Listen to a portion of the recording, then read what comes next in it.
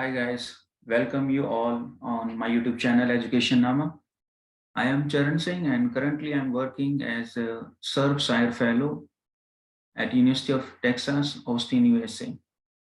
In this series, we will be discussing about the guidelines of CPC-SCA for experiments on faces. Basically, these guidelines stands for Committee for the Purpose of Control and Supervision of Experiments on Animals. This is the extension of CPC-SCA, and these are designed by the Ministry of Fisheries, Animal Husbandry and Dairying, under which there is a Department of Animal Husbandry and Dairying. And to implement all these guidelines at the institutional level, we have IAEC, Institutional Animal Ethics Committee. And so far the content of these CPC-SCA guidelines are concerned, then we have 33 chapters into it. इसमें 33 chapters हैं और 10 annexures हैं. We'll discuss about chapter first and second today in this presentation. And so far annexes are concerned, then as I said, there are 10 annexes which comprises of species of fishes, then water quality parameters, stocking, foods, then hematological parameters, then serum parameters, और इसके अलावा anaesthesia, anaesthesia agents, including transport of the fish. ये 10 annexures हैं जिसमें अलग अलग topics हैं. Once we are done with the chapters from first to 33rd, as I said, there are total 33 chapters. उसके बाद हम एनेक्सर्स डिस्कस करेंगे. So let's move further for the chapter 1 and 2. Here in this case, if you look at the chapter 1, then we have the introductory part of zebrafish. Why we are using zebrafish or the fish as a whole in the biomedical research. So as we can see, fishes have long been considered useful indicators of environment and ecological integrity. तो इसकी वजह से क्या हुआ, they are increasingly being employed as physiological and biomedical models in the life science research. अगर हम इन points से related बात करते हैं बायोमेडिकल मॉडल्स के related, so those who are working in the pharmaceutics और pharmacology, may be we can say neuroscience in terms of life science research. तो इसका जो यूज हुआ है वो फ्रॉम डिकेड और we can say last 5 year it has been increased gracefully. Overall अगर हम फिशेस में से बात करते हैं, जितनी भी एक्वेटिक स्पीसीज हैं उसमें से एक फिश है, और फिश में भी specially zebrafish. These are routinely being employed as experimental models, as environmental indicators. And देखो ये सबसे इंपॉर्टेंट पॉइंट है, सब्स्टिट्यूट. अपने पास फिश के अलावा, जेब्राफिश के अलावा और भी कई सारे मॉडल्स हो सकते हैं. फॉर एग्जाम्पल अगर मैं बात करता हूँ in case of neurological disorders, may be Alzheimer's disease, Parkinson disease, Huntington disease. So there are a lot of these pathophysiological conditions where we can use other animals, for example rat or mice.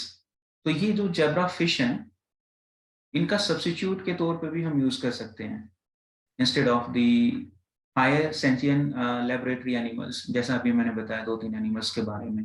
ये जो जहां तक term है sentient, इसका मतलब होता है जिसके साथ अपने ज्यादा सेंटिमेंट्स जुड़े होते हैं, फीलिंग्स जिसके साथ ज्यादा जुड़ी होती हैं. ऐसा नहीं है कि जेब्राफिश के साथ नहीं जुड़ी होती, but in comparison to rat अगर हम देखते हैं तो थोड़ा सा डिफरेंस आ जाता है. ठीक है, तो इसका जो यूज है वो बड़ा है in biomedical research in terms of pharmacological, जैसा मैंने थोड़ी देर पहले बताया. टॉक्सिकोलॉजिकल, अगर हमने सपोज मेटल टॉक्सिसिटी स्टडी करनी है, कोई भी सपोज हमने जिंक की स्टडी करनी है या फिर एल्यूमिनियम की करनी है. एल्यूमिनियम क्लोराइड एक टॉक्सिक एजेंट है, डिमेंशिया के मॉडल इंड्यूस करने में यूज होता है. ठीक है, कोई जेनेटिक स्टडी हमने करनी है, ओवरऑल बायोमेडिकल रिसर्च और टेस्टिंग, कोई भी इनसे रिलेटेड हमने टेस्ट या स्टडी करनी है, उसमें जेब्राफिश हम यूज कर सकते हैं. राइट, अब आगे देखते हैं. जहां तक परसीव स्टिमुलाई की बात है, दे कैन सेंस स्टिमुलाई. ऐसा नहीं है कि रैट या माइस ही परसीव कर सकते हैं. अब वो स्टिमुलाई कौन से हैं दैट आर डैमेजिंग और potentially damaging to normal tissues. ठीक है, हो सकता है कि वो जो नॉर्मल टिश्यूज उनको डैमेज करे, और specially in this normal tissues. अब वो स्टिमुलाई कौन कौन से हो सकते हैं, मैकेनिकल प्रेशर हो सकता है, टेम्परेचर हो सकता है, और कोरोसिव केमिकल्स हो सकते हैं। इन सब के केस में हम जेब्राफिश यूज कर सकते हैं। आगे देखते हैं, however their capacity to experience adverse conditions. कुछ भी एडवर्स कंडीशन होती हैं, जैसे हमने प्रेशर की बात की, केस आ जाता है पेन का। With pain as in mammals has been debated, एक टॉपिक ऑफ डिबेट है जहां तक पेन की बात है, right. So the use of fish as a replacement of mammals as experimental subject has been enhanced over the years. हमने पहले discuss किया है कि पिछले कुछ सालों में फिश का यूज इन बायोमेडिकल रिसर्च बढ़ा है।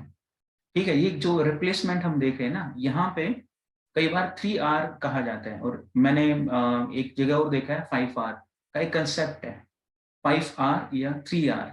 उसमें से एक R है रिप्लेसमेंट, दूसरा R हम कह सकते हैं रीयूज, तीसरा R हो सकता है रिहेबिलिटेशन। तो ऐसे ही 3R का भी कंसेप्ट है और 5R का भी कंसेप्ट है।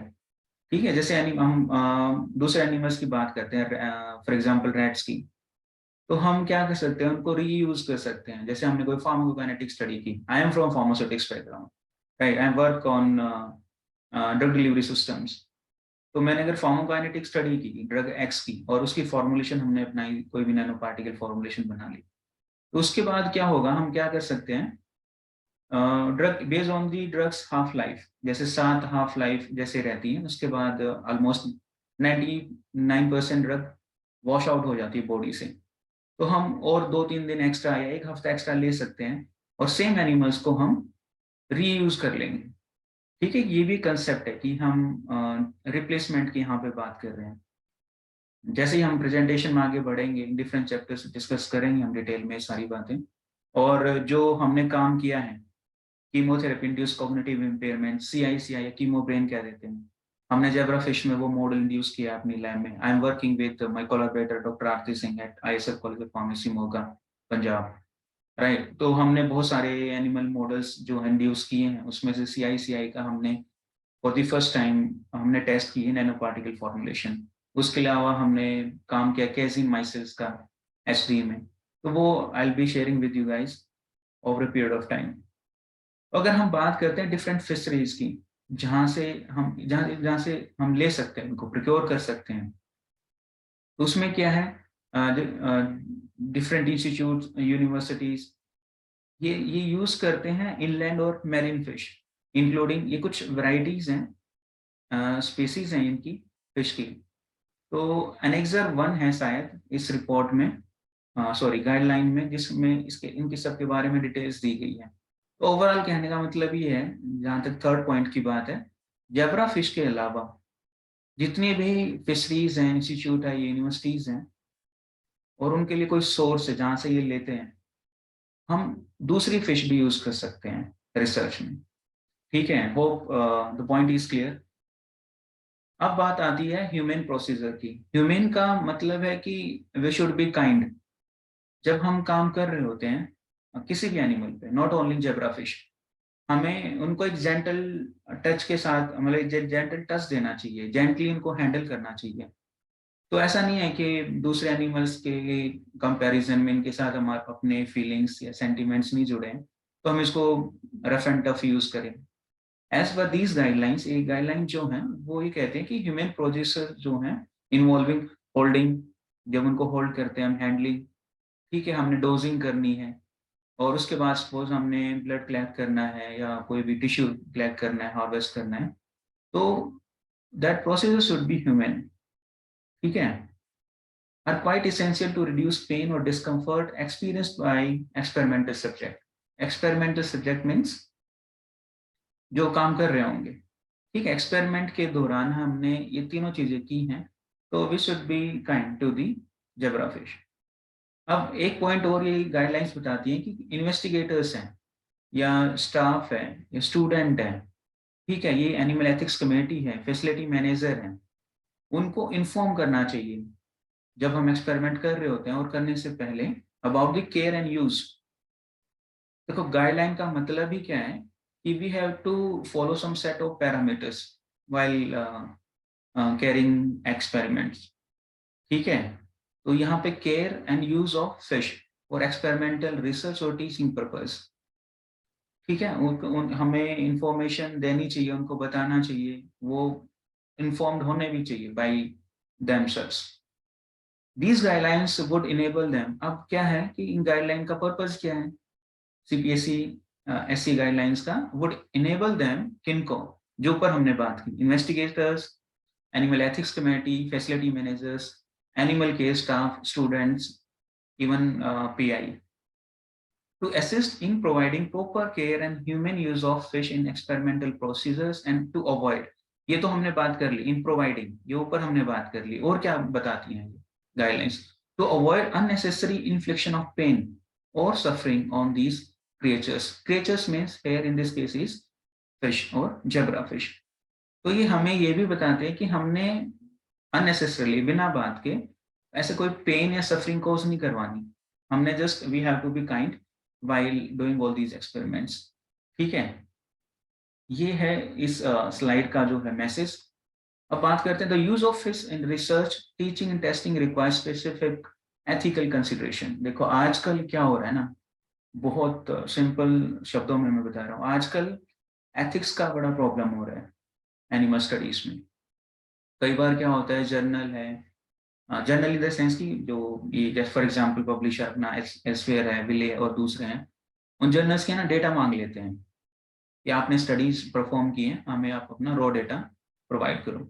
तो कई बार बिकॉज ऑफ एनी रीजंस, हम किसी के ऊपर डाउट नहीं कर रहे हैं, but because of any reasons अपने पास डेटा नहीं होता। ठीक है, एक एथिकल इशू है। और अगर थोड़ा सा हार्श लैंग्वेज में गए, शब्दों में गए, नोट लैंग्वेज, तो ये एकेडमिक क्राइम हो जाता है। ठीक है, एकेडमिक क्राइम। तो जब हम काम कर रहे होते हैं फिश पे या किसी भी एनिमल पे, research, teaching and testing requires specific ethical consideration that need to be followed. ठीक है, ये गाइडलाइन इनके बारे में भी बात करती हैं। ठीक है, hope you understand this particular point. Fish should be treated with respect, जैसा हमने पिछली स्लाइड में बात की कि बिना बात के हमने पेन कोज नहीं करवाना या कोई दूसरी सफरिंग से उनको परेशान नहीं करना। Equal to other vertebrate species जो हम दूसरे एनिमल्स यूज करते हैं, उनके साथ साथ हमने इनको भी विद ड्यू रिस्पेक्ट यूज करना है। Must be used only. अब आगे गाइडलाइन क्या कहती है, ये फिश जो है, ये एनिमल या क्रिएचर्स जो हैं, वो हमने सिर्फ तब यूज करने चाहिए जब हमारे non animal models, for example non animal models कौन से हो सकते हैं, जहाँ पे एनिमल हम इन्वॉल्व नहीं करते। ठीक है, एक स्मॉल लेवल पे हम बता सकते हैं, जैसे हमने कोई सेल लाइन यूज कर ली। ठीक है, सेल लाइन स्टडीज हम करते हैं टॉक्सिसिटी के लिए, हम साइटोटॉक्सिसिटी कह देते हैं। ठीक है, वहां वो एक्सपेरिमेंट वहां फेल हो गए हों, नॉट अवेलेबल, अब अपने पास नहीं है फैसिलिटीज नॉन एनिमल्स मॉडल की, या नॉट पॉसिबल, या उनमें हम कर नहीं सकते। ऐसे 3 केसेस गाइडलाइन डिस्क्राइब करती है कि हमने सिर्फ तब इनको यूज करना है जब हमारे पास एनिमल मॉडल नहीं होंगे, नॉन एनिमल मॉडल नहीं होंगे। ठीक है, उनकी उस केस में फेल हो गए हों, अवेलेबल ना हो, या फिर पॉसिबल ना हो। ठीक है, क्योंकि जब हम फिश इन्वॉल्व कर रहे हैं अपने एक्सपेरिमेंट में, that means we are going for in vivo studies, right. Least likely numbers of fish should be used. देखो अब इसमें एक इंपॉर्टेंट पॉइंट क्या है, ऐसा नहीं है आपके पास फैसिलिटी है तो आप 6 एनिमल्स की जगह या 10 एनिमल्स की जगह 15 या 20 कर लो। ठीक है, हमने जितना कम हो सकता है उतने कम नंबर्स लेने, उतनी कम फिश लेनी है अपने एक्सपेरिमेंट में। ठीक है, ऐसा भी ना हो कि हमने दो फिश लेके एक्सपेरिमेंट कर लिया, again it will cause a problem in statistical analysis. वो उस चीज का भी हमने ध्यान रखना है, दोनों चीजें हम देखनी है, ज्यादा भी नहीं लेनी और कम भी नहीं लेनी कि हमारी स्टैटिस्टिक एनालिसिस ही ना हो पाए। ठीक है, second side of the same term is that the quality of the experiment is not compromised। ठीक है, क्वालिटी ऑफ एक्सपेरिमेंट भी compromise नहीं होनी चाहिए।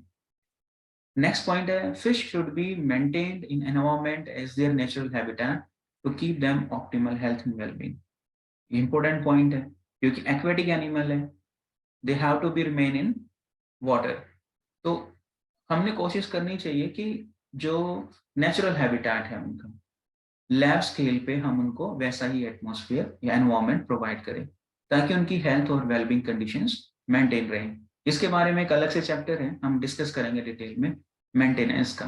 अभी के लिए इतना ही बहुत है। फिशेस शुड नॉट बी, देखिए, should not be subjected to any kind of noxious stimulus, ये हमने देखा है पिछले स्लाइड्स में, आप देख सकते हैं। आगे कुछ पॉइंट्स मेंशन किए हैं गाइडलाइंस में, ये बहुत इंपॉर्टेंट है। ठीक है, हम बहुत सारी स्टडीज करते हैं, एनिमल स्टडीज करते हैं, बेसिकली क्या क्राइटेरिया होता है उसका? ऐसा तो नहीं है कि हमने फॉर्मुलेशन बनाई, suppose I am from pharmaceutics background repeating, but so ऐसा तो नहीं है कि मैंने फॉर्मुलेशन बनाई, नैनो फॉर्मुलेशन, और जब मन किया तो टेस्ट कर लिया। ठीक है, दिस इज अनएथिकल। ठीक है, हमने क्या करना पड़ेगा?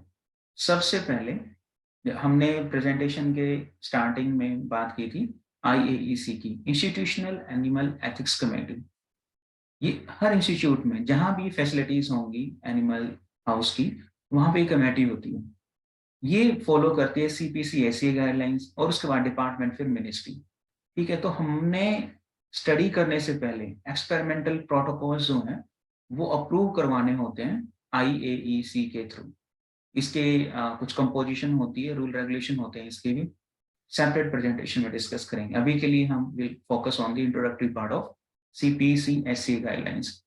तो हमने एक प्रोटोकॉल बनाना होता है for the use of fish in research, teaching और टेस्टिंग पर्पज, और it should be duly approved by the same institutional committee.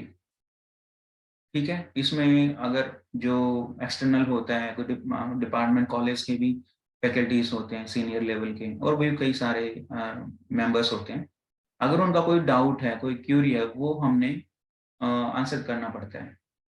ठीक है, उसके बाद ही अपना एनिमल जो प्रोटोकॉल है, एक्सपेरिमेंटल प्रोटोकॉल है, वो अप्रूव होता है। सेकंड पॉइंट क्या कहते हैं ये guidelines? Training should be provided to all the personnel. ये इंपॉर्टेंट पॉइंट है। ऑब्वियसली सपोज हमने एक्सपेरिमेंट स्टार्ट कर दिया और हमें हैंडलिंग नहीं करनी आ रही है, अननेसेसरी हम उसको पेन और सफरिंग कोज कर रहे हैं, वही बात आ रही है पिछली स्लाइड की। दूसरा क्या है? एनिमल्स ओनली, मुझे मतलब मैं ये कहूंगा कि वेस्टेज ही कर रहे हैं। हो सकता है कि सेक्रीफाइस उसी टाइम उनकी डेथ हो जाए, generally we call it sacrifice, death नहीं कहते। तो हो सकता है कि बिना ट्रेनिंग के डोजिंग गलत हो, या और कोई प्रॉब्लम हो जाए। तो जितने भी पर्सनल हैं, फ्रॉम रिसर्च से लेके जो स्टाफ मेंबर्स हैं, that those should be trained. ठीक है, और इस ट्रेनिंग को, जो हमने ट्रेनिंग दी है, उसको टाइम टू टाइम इवेल्युएट भी करना चाहिए। ठीक है, गाइडलाइन में लिखा है, वो पॉइंट मैंने यहाँ से हटा दिया था। तो इवेल्युएशन भी होना चाहिए ट्रेनिंग का, मे बी आफ्टर 3 months और 6 months और year. It should comply with occupational health and safety regulations. ये बहुत इंपॉर्टेंट है, ये मैंने हाईलाइट नहीं किया, although occupational health and safety regulations. देखो, जब भी हमारा वर्क एटमॉस्फेयर है, ठीक है, वहां पर कुछ रेगुलेशन, वहां के लिए कुछ रेगुलेशंस होती हैं। हम रिसर्च की बात कर रहे हैं, तो रिसर्च के पॉइंट ऑफ व्यू से कुछ रेगुलेशंस हैं। अगर हम speak about our dear India, then we have an institute also based in Ahmedabad, Gujarat. ठीक है, national institute of occupational health, वहां पर रिसर्च होती है ऑक्यूपेशनल हेल्थ को लेकर, अलग अलग डिपार्टमेंट हैं। तो सिंपल इसका जो मैसेज है वो ये है कि हमने रेगुलेशंस फॉलो करने हैं हेल्थ और सेफ्टी के, which are related to occupation. ठीक है, फॉर द प्रोटेक्शन ऑफ, क्यों करनी है हमने? फॉर द प्रोटेक्शन फ्रॉम, किससे? नॉन और सस्पेक्टेड फिजिकल और बायोलॉजिकल हैजार्ड्स। ये हो सकते हैं, अगर हम बायोलॉजिकल सैंपल्स के साथ काम कर रहे हैं, हो सकता है उनमें कुछ इन्फेक्शन, उनसे इन्फेक्शन कोज हो जाए, कोई फिजिकल हार्म हो जाए, तो हमने ये रेगुलेशंस फॉलो करनी है, as the case may be. Second point इसमें क्या है? While conducting experiments involving fish pathogens, देखो यहाँ पे बात हो रही है पैथोजेंस की, जो डिसीज कोज कर सकते हैं। ठीक है, उसके लिए हमें बायोसेफ्टी गाइडलाइंस, ये 3 लेवल होते हैं इसके, BSL 1, 2 और 3। ठीक है, बायोसेफ्टी गाइडलाइंस हमने फॉलो करनी चाहिए अगर तो कोई पैथोजन है related to fish. Fourth point क्या है? Due care must be taken while working with zoonotic pathogens. Again ये उसी से रिलेटेड है। ठीक है, ओवरऑल क्या है कि हमने बायोसेफ्टी गाइडलाइंस फॉलो करनी पड़ेंगी along with the CPCSE guidelines. अब लास्ट स्लाइड क्या है प्रेजेंटेशन में, व्हाट इज द गोल? गोल क्या है इन जनरल, आपसे पूछे CPCSE की गाइडलाइंस की क्या है गोल, ऑब्जेक्टिव क्या है? तो अगर हम देख लेते हैं इसमें, to promote the humane care and use of fish, obviously होना चाहिए, हमने बात की है रिसर्च, टीचिंग और ट्रेनिंग में, ये तो है ही है। इसके अलावा और क्या है primary objective? Providing specifications that will enhance quality in the pursuit of advancement of biological knowledge relevant to these areas. Human care and use तो होगा ही होगा फिश का। उसके अलावा हमने क्या करना है, क्वालिटी एनहांस करने के लिए, ठीक है, in pursuit of advancement of biological knowledge. जितना भी हम एक्सपेरिमेंट करेंगे, जितनी भी बायोलॉजिकल नॉलेज हम एडवांस कर सकते हैं, गेन कर सकते हैं इन टर्म्स ऑफ दीज स्टफ, ठीक है, ओवरऑल इतना है इसका गोल। इसके साथ साथ ये गाइडलाइंस कहती हैं कि हमने सिर्फ इन पे फोकस नहीं करना है, इसके अलावा हमने एक दो चीजें और फॉलो करनी है। For example GLP, good laboratory practices, ठीक है, ये गाइडलाइंस भी हैं अपनी। और these are intended to assure quality maintenance and welfare of fish. देखो इसका इसका ये क्या अश्योर करती हैं, क्वालिटी मेंटेनेंस, जैसे मैंने बताया कि एक चैप्टर है अलग से, वो डिस्कस करेंगे डिटेल में। And welfare of fish use in laboratory studies while conducting biomedical research and product testing। Product testing की जो थोड़ी देर पहले मैं बात कर रहा था, कोई हमने फॉर्मुलेशन बनाई है लैब स्केल पे, उसकी टेस्टिंग की बात हो रही है, ठीक है, ये गोल है। ये जो है what is the goal, actually chapter 2 है CPCSE गाइडलाइंस में, इसमें सिर्फ यही पॉइंट्स डिस्कस किए हैं। इससे पहले की जो स्लाइड्स हैं वो चैप्टर 1 की स्लाइड्स थी, राइट। नेक्स्ट प्रेजेंटेशन में हम बात करेंगे चैप्टर 3 की, फिश प्रोक्योरमेंट। बेसिकली इसमें क्या है, फिश प्रोक्योरमेंट में जब भी हम एक्विजिशन करते हैं फिश का, प्रोक्योरमेंट मतलब सिंपली हमने जो जहाँ जिस सोर्स से हमने लेके आनी है अपनी लैब में, अब वो सोर्स भी अलग अलग हो सकते हैं। तो चैप्टर 3 में जो फिश जो टाइटल है फिश प्रोक्योरमेंट है, और ये it talks about acquisition, exchange and transport of fish. अब कहाँ से करना है ये हमने स्ट्रिक्टली CPCSE गाइडलाइंस के तहत करना है, ठीक है। और ये कहाँ से हो सकता है प्रोक्योरमेंट, ये हो सकता है वाइल्ड हैबिटेट, हो सकता है कमर्शियल हैचरीज होती हों, ठीक है, जहाँ पे इनको प्रोड्यूस किया जाता है। तीसरा ब्रीडिंग फार्म से हो सकता है, और चौथा हो सकता है कुछ एक एस्टेब्लिशमेंट होती हैं जो रजिस्टर्ड होती हैं CPCSE के साथ। इन 4 सोर्सेज से हम प्रोक्योर कर सकते हैं फिश को। इसकी डिटेल हम नेक्स्ट इसमें डिस्कस करेंगे presentation. Hope you like the information and the content of this slide. Please like and share the video. Those who are working, those you know are working in the area of zebrafish research. जो title slide है उसमें मेरी email ID भी है, अगर आपके कुछ questions हैं, कुछ डाउट्स हैं, you can send an email to me and I'll be happy to have the answer of your questions as well as queries. Thank you so much for listening the Education Nama channel, and if you have not subscribed it yet, please subscribe. Thank you so much for the attention. See you in the chapter 3, Fish Procurement.